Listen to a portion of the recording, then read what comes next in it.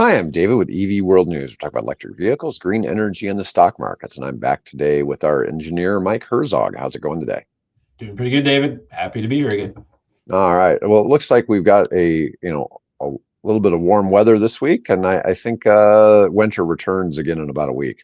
It's So coming we're back. getting a little reprieve. It's up and down. We're in the Midwest. It's getting to be that time of year where it's the old joke. If you don't like the weather, wait a day. Because we're about to get in that freeze thaw, rain, snow, wind cycle coming up pretty good here for the next month. Yeah, it's weird when it rains in the wintertime here and it's not freezing, it's not snow. We've Mhm. only had one realistic snow this year. We've had a couple of those tiny ones that really didn't do much, but that's been about it. All right. So I want to talk first about this article out. Researchers are turning nuclear waste into power using innovative batteries that convert radiation into electricity for sensors and deep space tech. So this probably isn't going to be something for our cars, but Bill had posted this article. But so nuclear batteries harness energy from radioactive decay, converting it into electricity. They're ideal for long term maintenance free power generation in extreme environments. They support applications in deep space exploration, oceanic research, medical implants, the Internet of Things, and even nuclear waste management. One approach to energy conversion involves something called the Seebeck effect, which transforms thermal energy from decaying isotopes into electricity. This principle powers radioisotope thermoelectric generators like those used in NASA's deep space Yeah. missions.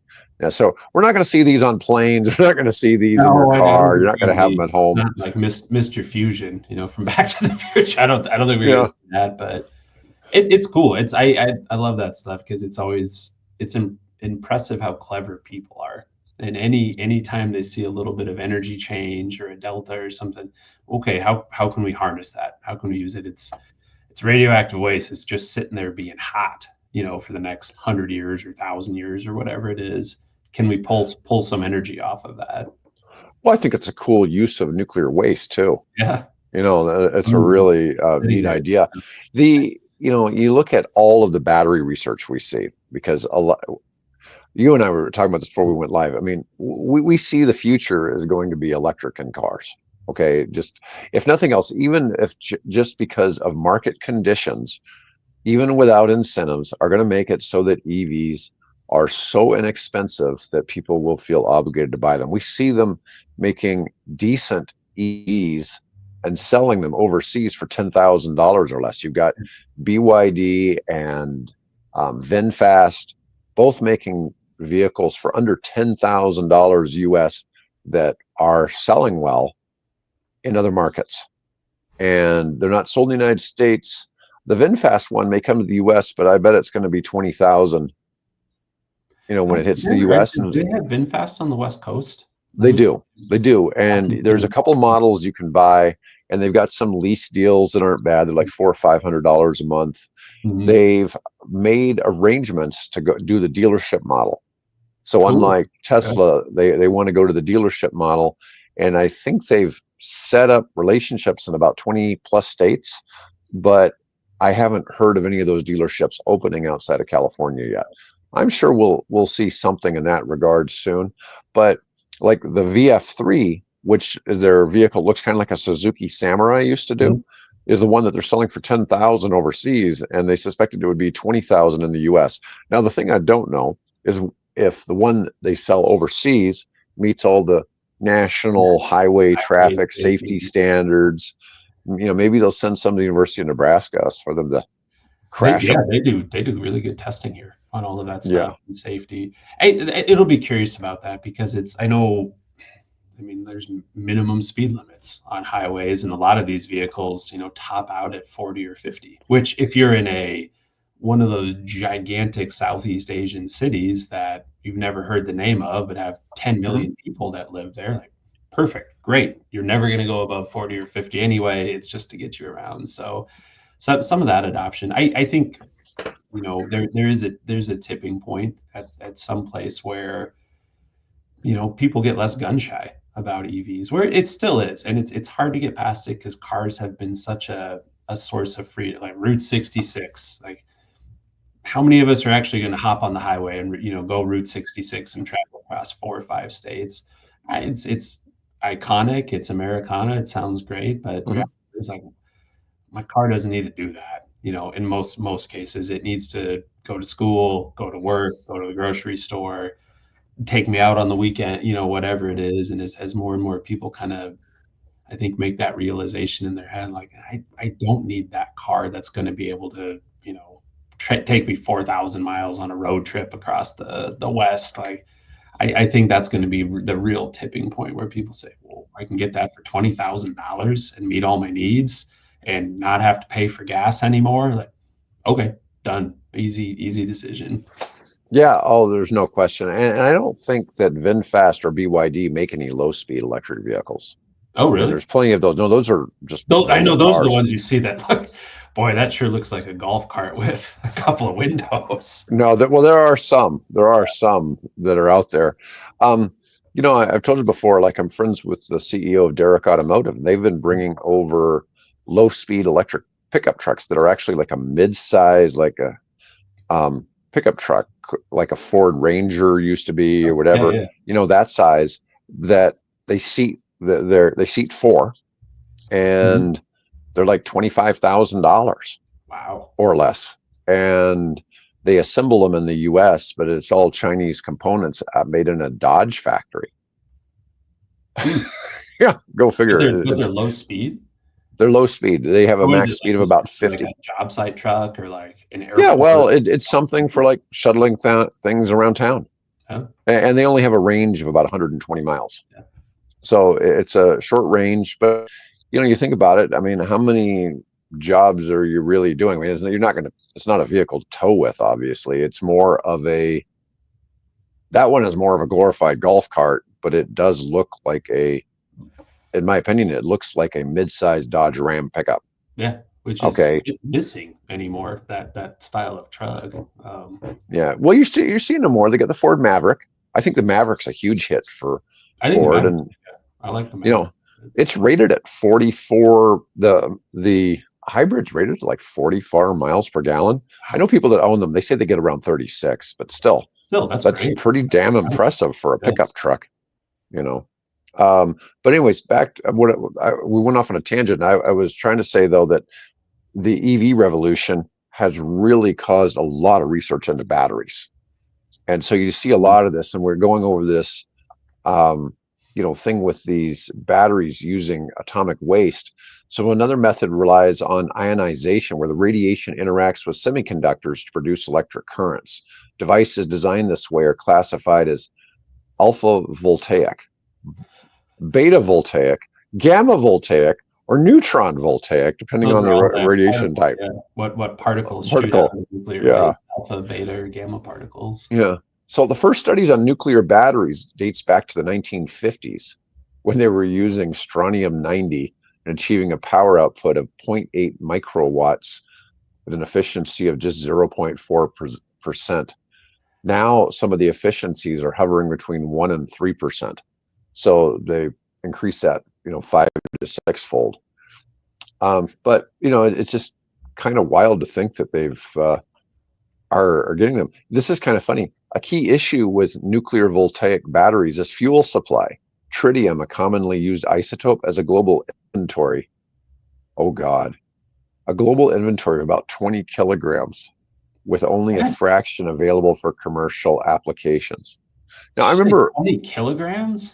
20 kilograms, talking 44 pounds. It's a shoebox. There's a shoebox of it in the world. I remember that one of my handguns has tritium sights on it, Mhm. and I think it's just like a little dot, but it glows in the dark. I mean, it's tiny. I think it's just Yeah, yeah, a speck. I can't imagine what that must, if it's really truly tritium, yeah. what it must cost. Because I know tritium is expensive, but Glock handguns have, or at least used to. I don't know if they still do. I haven't. Mine was from the '90s, but the current generation has it. But it's still, in there. It's a cool concept of the decay and how it's going, and it's not to get too dorky on it, but like it's fundamentally different. I mean, that's how solar panels work. It's just they're tuned for the specific like energy band of sunlight, but if you're tuning that similar type of circuit to an alpha particle or a beta particle, I mean, I think those carry a lot more energy. One of them is just a Yeah. neutron, I think, that just gets shot off. If you can harness that, I mean, and get some efficiency out of it, it's just cool. It's cool to see people, being creative and trying to figure that stuff out. Yeah. So any of you own some raw land and you do a geological study and find some tritium on there, you're going to be like the You're gonna be Beverly doing okay. Hillbillies. You're gonna You're going to give us be. a call. Give us a call if you find that. We'll help you out. When we talk about rare earth, wow, 44 pounds on the whole planet. Man, that's some rare earth. Although you're probably not a good idea to go mine it Yeah, yourself. probably don't want to handle that. Anyways, nuclear power plants generate about 20% of the electricity in the United States to produce minimal greenhouse gas emissions. They also create radioactive waste, which poses serious disposal challenges. Converting this into usable energy could provide a new avenue for sustainability. I mean, I wonder how much of this really could be put into these batteries. I don't I know. mean, and I wonder, it's like, is it too expensive then for it to be used in like energy battery farms? I'm suspecting that's the issue, where it only makes sense in deep space where Where money's no who cares? object, right? Yeah, it can radiate as much as it wants. Yeah, and nobody cares about the cost of it. All right, let's move on to something more interesting than talking about nuclear waste. We're going to talk about Tesla's market cap on Tuesday dropped 8% to bring it 8% in one day. Made it drop below $1 trillion for the first time in a while. So it's still higher than it was when Trump got elected, but it is at the lowest it's been Since then. this year. Yeah, it's dropped 25% in value this year, while the NASDAQ is down 1.5% so far this year. So it's not done too well. I mean, there's a lot of things going on. In January, month, year, year after year versus Yeah. 2024, Tesla sales in Europe were down 45%. So Musk is getting a But lot of pushback. I think that's got to be a product too of just more models out there and the rest of the industry catching up. Yeah, they I really think haven't had that's anything part of it. new in a while. And, I just wonder, I was kidding Bill that maybe that's because all the US aid money got cut off. And that's where all of the Tesla sales were coming from, was people who were on the graft. Buying over there. The I think it's tough to disassociate the brand from the person, and Yes. that's got to be a piece of it right now. But I think over time, if things continue the way they are, that's gonna rebound a little bit, and you are gonna be able to disassociate just even a little bit the brand from the person and say, hey, this is the tried and true one. They've been out there for a long time. They are putting out quality vehicles. They're putting out affordable vehicles in those range and luxury ones. I think over time that's going to recover a little bit, where you can say, yeah, I don't agree with politics, whatever it is, but as a standalone, durable good, it's a quality product. I know I like Elon more than you guys do, but I think Elon should bring the original founders of Tesla back and put them back in charge. Make them CEO. Take some of that pressure off. That Yeah. he's got enough going on. It's not like even if he remained as chairman, Mm-hmm. still not going to have his head in there, and then maybe that would satisfy people. Yeah. And maybe they'd also come up with some fresh style ideas. You know, it, it's Mm-hmm. it's hard not to recognize that a Tesla is coming down the road from a distance. Yeah. It's unique. That's I mean, absolutely unique. even at night, if there's a Cybertruck coming, you can tell it's a Cybertruck coming, from a long distance on the freeway coming the other way, because they have distinctive front end lighting. Isn't that fun? Like Rivian too, where it's like, hey, Yeah. it's very unique headlights.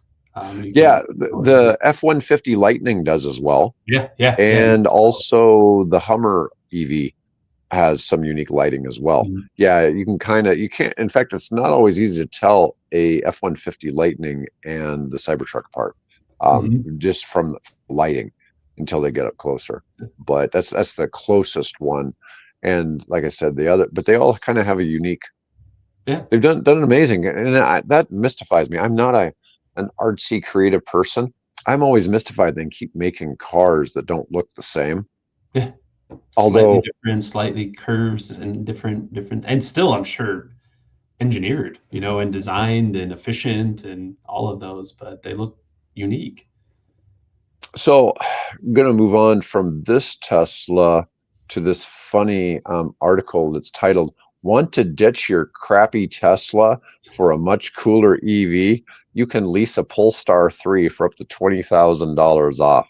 Now, I think that's really, that's obviously catered to people who are hating on You Elon know right what? now. Seize the moment, Polestar. Like, come You're right. on. I mean, yeah, well, this isn't their title, Mm. but obviously it's somebody who's hating on Elon. But you look at this, I mean, you look at the wheels, look at the vehicle, and your first thought is like, that's either a Hyundai or a Kia. I was gonna say Hyundai. That looks a lot like the Okay, Ion.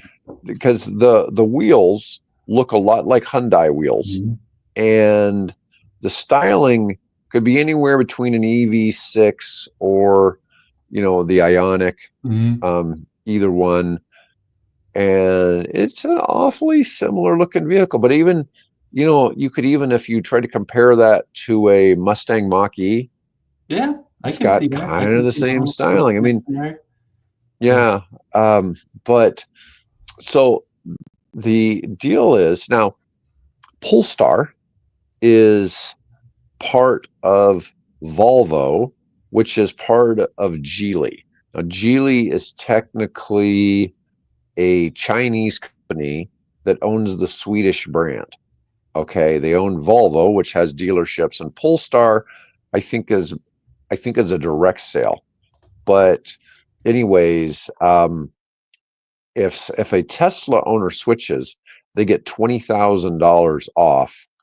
If you don't have a Tesla, it's a $15,000 deal. But there's an extra 5,000 for Just for people trading Tesla. in a Tesla. Yeah, yeah. So they have an MSRP for the single motor of 68,900. So it's Ooh. $69,000. And that's why you don't see a lot of them. I I was mean, gonna they're say, not cheap. I did not know they were in that price range. I thought they were lower. I thought they were lower, but Yeah, they're up there in the upper tier. But of course, a lot of people think that all the Model Ys cost that much, and you can get a Model Y that's that expensive, but you're basically looking like a performance mm, model. But the monthly payments $599 a month for 27 months. That's a lease. 5,600 due at signing for a dual motor. You can still get it for the $599 per month, even though the car has a almost $6,000 higher price point. Let's see. It's only valid till the end of the month, so you only got 2 more yeah, days. a couple of days. Yeah. So if you want to get rid of your Tesla, you got to do it quick. Um, but these guys at Jalopnik are saying, even without the extra incentive, be quick to recommend the Polestar 3 for anybody looking for a new EV, especially in its size and price class. It's size similar to a Porsche Cayenne, similar sporty character, and rides in the same platform as the Volvo EX90. Oh, okay. Let me see. The base model has 300 horsepower. The dual motor goes to 489 horsepower and 0 to 60 in 4.8. Let's see. 315-mile range on the dual. Then they have a Well, they're performance. comparing it to a Porsche Cayenne, but like I don't think it looks like that. I think that's maybe why I was confused on the price. Just does not have that luxury look from the outside, at least in my opinion. Yeah, that doesn't scream Porsche quality, does it? Mhm.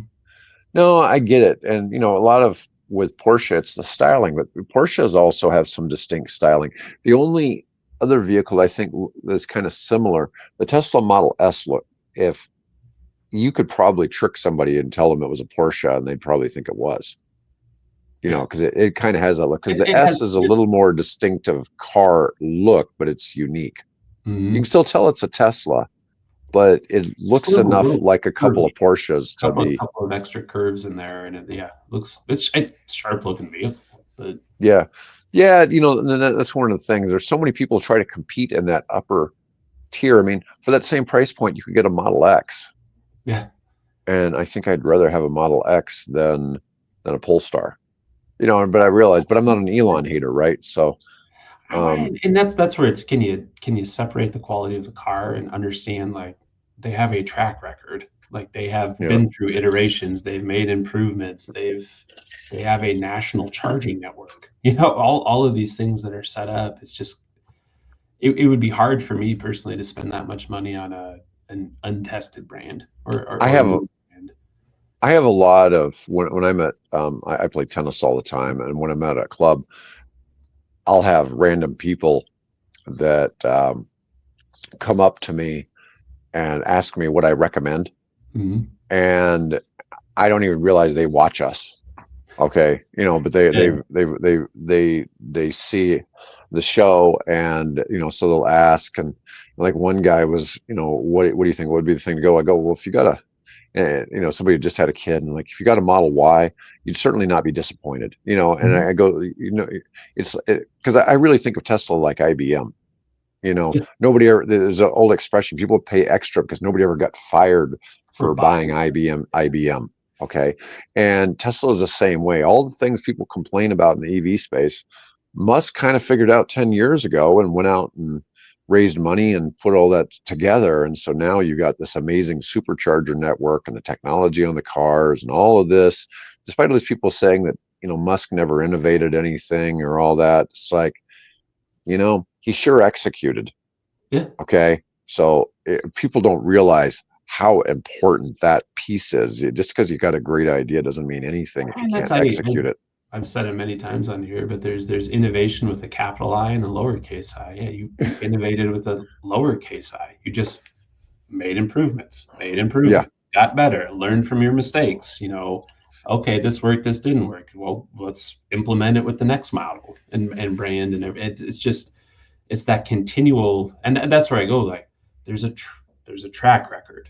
As a person, no, not my favorite right now, but like as a brand, like you've been around a long time. You have gone through these iterations. Not all, but the bugs have been worked out. You've figured these things out. You have a support network. You have it all. That's why it's hard to not go against that brand, or to go against that brand, I should say, as a vehicle. It does pretty well. Does pretty Yeah. well. Has done But well for years. yeah, but I've had people, like, and it goes, oh, that's great because I did just buy a Model Y, and Oh, I'm good. just like, well, you already decided, you didn't need my opinion, but I've had others, and we've discussed, Rivians and different things. It really just depends on who they are and if they qualify for the tax credits, and some of them don't, because of their occupations, they won't qualify for the tax credits and different things like that. I But always tell people just do your research. I mean, it helps, and I guess that's part of their research is asking. But it's like with any other car, does it fit your needs? Like how many miles do you go a day? How big of this tank do you need? The super big one for the extra 10,000? I don't know. Maybe not. Maybe that's not part of what you want to do. I would say yes. I mean, for kind of a per unit increase in capacity on that battery, like, yeah, go get something big, buy the extended one. But I think Tesla's a good recommendation. I'm excited about the new Volvo, the EX30, to kind of see how that fits into the equation and what that looks like. But the Prologue looks great. I oh think yeah, I've heard nothing but good things about that. I just saw one the other day here in town. It's like, ooh, that's sharp. so I've seen two Volkswagen ID buzzes, the bus. Oh, really? I haven't Yeah, seen I've any yet. seen a blue one and an orange one. Oh, nice. I haven't And um the orange one, it was some girl driving. She looks so happy just driving down the road. cruising. Just Oh, yeah. It's like I don't know if she realizes people are admiring it or not, but it's so cool to see that. I mean, it sure looks like a throwback to the 60s, mhm. and but they look great. I mean, if somebody was going to drive a minivan right now and you were looking for something, That would be the one to get. That'd be I cool. don't even. Yeah. They're not cheap though. I think they're like 60 plus. I think they're But up there. They're up there. yeah, but they look so cool. Anyways, let's go on and let's talk about Toyota. Now, this is a battery topic, okay? And you and I talk about this all the time. We were just talking about people can innovate. Maybe they can, they can't. If Toyota's really doing something, I'd like to think it's going somewhere. Okay, it's just like if Cattle is doing it, or BYD or Tesla. If the money's behind it, something can happen. And Toyota invested $14 billion into a battery manufacturing facility in the Carolinas. I think it's in North Carolina. I'm not 100% though which one. But anyways, and they got some money. There was probably a couple billion in incentives from the IRA and all that, but they stuck in an additional 14 billion of their own cash into that thing. Okay, so even though Toyota isn't doing a whole lot in the EV space because their busy fork sucks, and they got a couple more, and they came up with another one that was like the BRZ3 or something, and I'm like, what the heck? Give it a name. Just give it a Yeah, name. just give it a name. Yeah. You know what? But busy forks stood for something, and it was like battery zero something, and it was like, I don't know. There was reasoning for the name, and it just nobody cares. Nobody cares. Okay, Toyota, get better at naming vehicles. Okay, I mean, you got some cool ones like the Camry, the Supra. Other than that, but you chose to name your EV the busy forks. Yeah. Okay, I mean, what is that? Anyways, Toyota's another company that's had. What they have, that Scion brand? See, they should have just made all the EV Scions. Make that your EV brand. Just like a lot of us have argued that GM needs to bring back Saturn as an EV only brand. And because now GM has probably in the US, they've got the biggest offerings out there. They've got all kinds of them now. And of course they have multiple brands, because you got some Cadillacs, some GMs, some Chevys, and all that. But they have multiple. Oh, and Hummer, and you've got a Hummer truck, you got a Hummer EV, you've got Cadillac has 3 different SUVs. So there's now an electric Escalade, and there's the Lyric, and there's another one that's like $250,000. Yeah. And then they've got a lot across that. But Toyota is working on a new battery that may extend EV range to 745 miles. Now, Musk has talked about this. He goes, why? It's like, we can make them go that far now. Do you want to pay the extra $20,000-$30,000 for the car to have the battery be that large? Okay. But researchers in collaboration with Toyota announced a breakthrough. They've developed a new type of cathode material for all solid state fluoride ion batteries, FIBs. Sounds like this is an April Fool's joke, right? FIBs. Fluoride ion batteries. Fluoride ion battery, or FIBs, that could double. I'm fibbing about this. I made up this whole thing. That could double the energy density of today's lithium ion batteries. That'd be a good use for fluoride. Now they're taking it out of the water, right? Currently, most EVs rely on lithium ion batteries, which have a capacity between 120 and 250. Oh my God, mAh/Gs, hours per gallon or per gram or something. Milliamp hours. I don't know. But anyways, the critical numbers are between 120 and 250. The fluoride ion battery, the FIB, based on a copper nitride, delivers a whopping 550. So you're essentially going to somewhere between 2 and 4x the capacity for the size. So that's a good thing. More than twice the energy storage per unit of weight. So they're estimating that it could go anywhere from 372 to 745 miles. The key innovation lies in how fluoride ions move through the battery.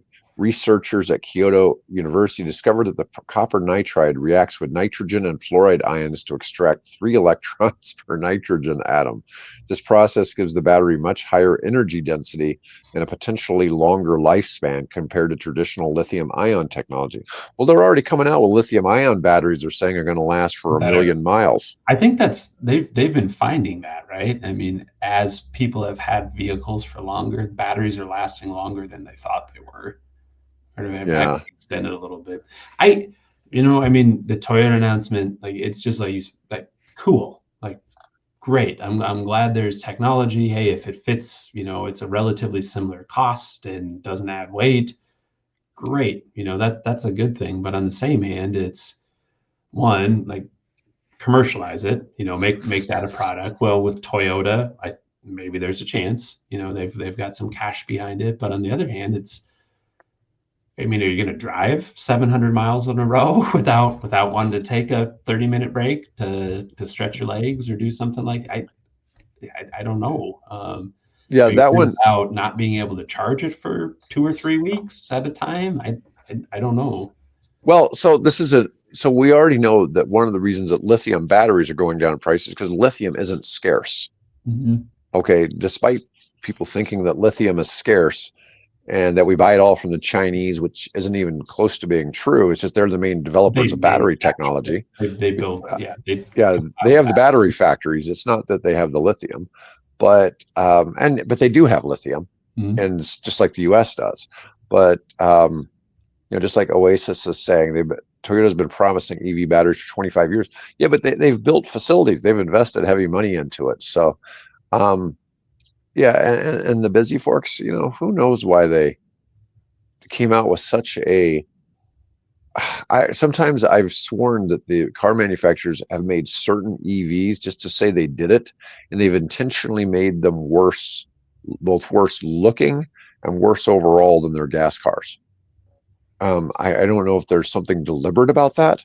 I mean, Tesla was really the first company to really just say, hey, we're just going to make excellent EVs and we're not going to make any gas cars, and so they decided to say, hey, we're going to make cars and make everybody else's cars, look out of style or out of date.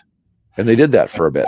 I don't want a space capsule. I want a car that looks like a car that just happens to be powered by batteries. Yeah, I get it. Well, the Y and the X look a little off. The 3 and the S don't look so strange to me. Now, the Cybertruck, it's a whole different ballgame. Cybertruck's very different. Very different. But even the Y, it's a little bubbly, in the back, but it's still it's unique, it's different, I don't know. I don't have an issue with it. I mean, it's not way out of left field. It's not the Cybertruck, it's not what was the BMW, the i5 or something, whatever it was that looked like a Tylenol, driving down the road. Like, the i3. i3, that's what, just like why? Like why would you do that? But well, I've told you about my friend that has one, and he drives all over the country in the damn thing. Really? Yeah, and I'm sure it's a nice car. I'm sure that hopefully it's got good performance and it's comfortable and everything. But on the outside, it's just. I think he spends about half of his trips charging because it doesn't charge quickly, and he doesn't have the ability to fast charge it anymore. He was saying that something about its ability to accept fast charge no longer works. But he's had it for a long time, and I can only imagine what kind of miles. I bet he has 200,000 plus miles on it. Yeah, so he's driven it to death. But the thing is, I wonder if these things are going to be economically viable.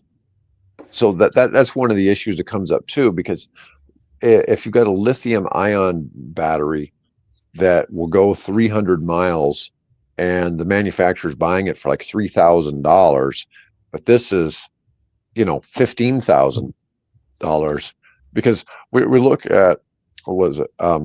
So batteries 10 years ago for the size for a 100 kilowatt hour battery was probably 60,000 plus. Okay.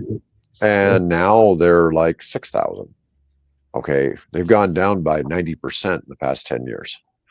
So it's just really hard to fathom, because you still see people, it costs $50,000 to replace the battery. It's like, not Man, anymore. yeah, you're No. living in the last decade, And and that was all on purpose. I mean, that was government subsidies, that was research funding, that was we need to make that's the limitation. We need to make batteries more efficient and cheaper, and they did it. I mean, they did a great job with it. All the different companies. yeah, it's funny. This article says while its incoming fully electric vehicle might not have a 745-mile range, if this battery research is successful, future EVs could outperform gas cars in range, safety, and convenience. Well, they already outperform in safety and convenience. It's just It's range isn't the same. range. And how are you? I mean, yeah, that's pretty subjective. How you want to look at that? Yeah. Um, so I thought that was kind of Good kind of Toyota. Like funny. it, jump in the pool, Toyota. Everybody's been waiting for you. All right. So Tesla's vice president of engineering hinted that the Model S and X would be getting some new looks later this year. So I'm wondering how much they might refresh them because When's the they, last time they did a body update on any of the? I mean, is it original or just little tweaks? I mean, I don't know. the thing is, I've seen, so the X first ones came out, I think, in 2017. Mhm. And I've seen some of the newer ones look slightly, they've had slightly different looks, but it's really minor. Most of it's had to do with like this rear spoiler than anything Mhm. else. And maybe there's been some that were made with the spoiler and some without. You know how you tell a Y and an X apart? It's the doors, right? Yeah, the door handles, the Yeah. door handle looking. So otherwise you can't even tell different now. An S is obviously different Yeah. looking than a Model S is a 3. sharp looking vehicle. I mean, that's a nice looking car.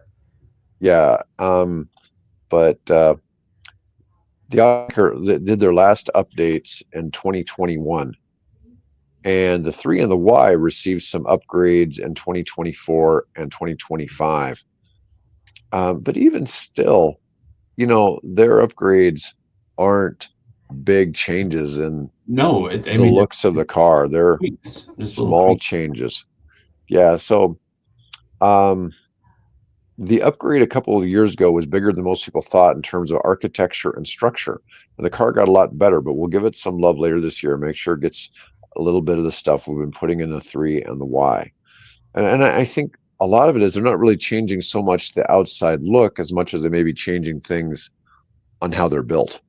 Yeah, it could be too. I mean, and so many of those vehicles too. It's technology. I mean, it's updated features inside, bigger screen, better interface. I mean, that's just as important in those vehicles as the outside look. Let's see. The sales of the S and the X haven't exactly been great. So the S, the X, and the Cybertruck combined made up less than 5% of Tesla's overall deliveries last year, with only 85,000 total between the three being delivered to customers. And but that's still the previous year was only 68,000 versus 85. So it Mhm. still went up, but it's just um not a real big part of the business. And it's funny because you think about it, the S was the first one. Mhm. There was a Roadster, but really the S was the first real production one, came out in about 2012. Then the X came along around 2017, and the Model 3 hit though the following year. So the Model 3 hit in 2018. And if you go looking like at used Teslas for sale, you can find lots of 28 Of Model those 3s, vintage. those original And ones. Yeah. just the share of Tesla though in those luxury. I mean, it's also just indicative of shifting market and shifting market strategy. And like, holy cow, we hit a sweet spot. We have the number one selling car in the world. Like, it's hard Yeah. to fault their strategy from that standpoint of, yeah, we started in kind of the higher end luxury, but turns out there's this huge untapped market that we just fell into. I shouldn't say just fell into, like entered into, and found a lot of success. So I don't know how to read that of like, oh yeah, your kind of your original ones and luxury and what used to be your flagship like are doing poorly, but it's everything else is doing great. I mean, it's hard to move away from that. No, it is hard when, like you said, they got the best-selling car in the world. It's hard to just fathom, just going and changing. If it's working, why change it, Yeah. right? But yeah, they're going to do something to make up for the polarization Musk is creating by what he's doing politically. Um, but who knows how long that lasts? Like I said, Bill and I think he should bring the original folks back, and um, you know, because he's Yeah. obviously doing something somewhere else, and that would help take some of that pressure off of Tesla. So who knows where that will Mhm. go. All right, so I got this article about the donut lab and the electric motors. Now, part of the big advantages is when you have an electric motor is where they can be put. So it makes a lot of sense if you can put it as close to the wheel and even on the wheel itself if Mhm. possible. But one of the problems with that is you get all this grime, you get all the road grime and everything going to it. Okay, so um, this these motors that look like metal donuts. Let me show how these look. Yeah, they don't look tasty. So you won't salivate looking at these. But you know, these are a family of motors right here. So they look a lot like wheels, right? So they're Mhm. designed to be put in the wheel wells. Um, we call it an infinite motor because it will outlast the life of the vehicle when done right. It's about a manufacturing process more than anything to get the process in a repeatable way, like a bulletproof way. No magnets or coils or anything are flying in the wrong places. They would be very difficult to destroy in any way, any other way, but crashing in a very traumatic way. Have you? I haven't heard much about motor failure in vehicles. I mean, it seems batteries are number one. I mean, that's what Mhm. seems to need replacement first. But I have not. Doesn't seem to have been an issue that it's, hey, the actual electric motor, the windings, whatever it is, are running out before the rest of the vehicle's useful life ends. The body, everything else, the technology, whatever it is. Well, there's that German guy who has the Tesla. He's driven we did a story on him a year ago where he'd Mhm. driven 1.2 million miles, and I'm sure he's probably closer to 1.5 million now. And it seems like every 300,000 miles, he's replacing a battery pack. Yeah, And, but it also seems like about every 200,000 miles or less, he's replacing a motor. he is replacing motors. But it's Okay. almost exclusively been the rear motor, and all the motors that go in are refurbished motors, and they go out again. It seems every 150,000 Okay. miles. So maybe it is an issue. I But wasn't it's aware of but it. it's really specific because the front ones, while he has replaced them, I think he's replaced each of the front motors like once, and the Mhm. rear motor though it keeps being over and Keeps over and it's over again. So periodic. there's known issues with I think the 2012 to 2014 motors. Okay. So Interesting. so there was something So there there, is but potentially something you out there. know the newer ones don't have that issue. Yeah. So it's just one of those things where hey, we figured it out. We'll stop making the crappy one. Yeah, You yeah. know, Or it's, just you got to imagine a slight imbalance or slight issue, imbalance with a powertrain or something. Yeah, over 200,000 miles, like that adds up and accumulates if it's just a little bit off. So yeah, hopefully that got squared up. yeah. All right. Well, that's pretty much all I wanted to cover for today. And we've had a good crowd watching today, and we really appreciate it. And Mike and I will be back on Wednesday next week. I'll be back Okay. with Bill tomorrow. Otherwise, folks, everyone have a great day.